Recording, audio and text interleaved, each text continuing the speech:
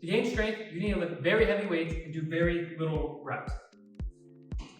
Yeah, I can't do that right now. Now, to build muscle on the other hand, you can lift heavier weights if you'd like to, but it's not required, nor is it always optimal to be lifting heavy weights if you want to gain muscle. Where in today's video, you'll be learning what rep ranges you should be utilizing to build the most amount of muscle. And whatever you do, don't ever use whatever this is. It's funky. Lifting weights and trying to gain muscle are like cooking a frozen pizza to perfection.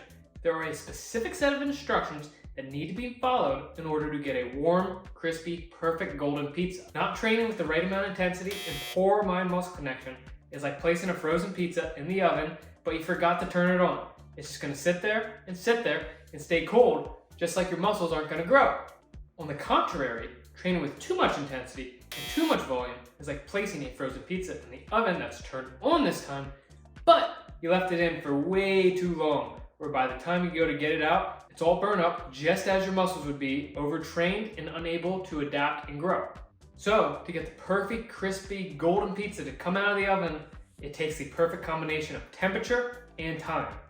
Where the same goes for growing your muscles. It takes the perfect combination of reps, sets, intensity, and mind-muscle connection. Many organizations still like to believe that doing 6 to 12 repetitions is the best for muscle growth. Turns out though, that there's been quite a few studies that have studied the effects of different rep ranges on muscle growth potential, where they show that doing as little as 2 reps all the way up to 40 reps results in the same amount of muscle growth because they follow the specific set of instructions for those rep ranges. But the practicality varies. Doing 2 reps of any given lift like bicep curls or deadlifts may look and feel cool in the short run, but in the long term could very well end up leading to a lot of joint and ligament damage in the future. Where on the flip side, doing up to 30 to 40 repetitions on any lift may not be the most practical idea either due to too much fatigue setting in other areas of your body parts. Where have you ever tried to do 20 reps on squatting?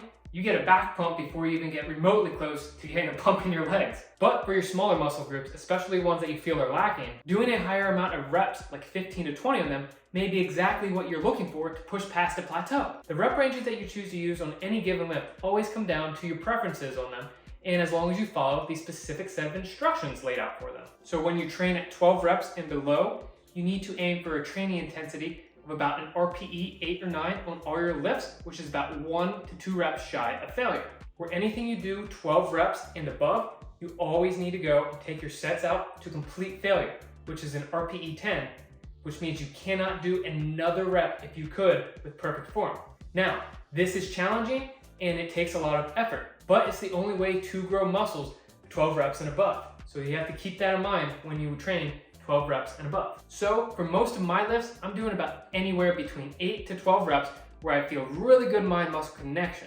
But for my smaller muscles, like my biceps, triceps, and shoulders, I tend to like to aim for 15 to 20 reps throughout the week because I start to feel a better mind-muscle connection in my smaller muscle groups when I go lighter and higher reps rather than heavier and lower reps. Where I realize for myself that if I start to get too heavy for these lifts, it's like I'm cooking a frozen pizza and I'm not accomplishing anything. So keep it simple and perform the amount of reps that you find that you have the best mind-muscle connection with for each given lift. And with how many sets you should be doing, it always varies from person to person, but on average, all you need is about 10 to 15 weekly average sets for each muscle group. And you can achieve that number by going to the gym as little as 2 days a week, all the way up to 6 days if you'd really like, but most cases, it's not even necessary to go that much. Where more is not necessarily any better, especially if you take all your sets to complete muscular failure, which in some cases, you might only need up to a maximum of 4 sets per muscle group per that training session, which would give you a perfectly golden, crispy pizza. Where if you're taking all your sets to complete failure and you're going over 4 sets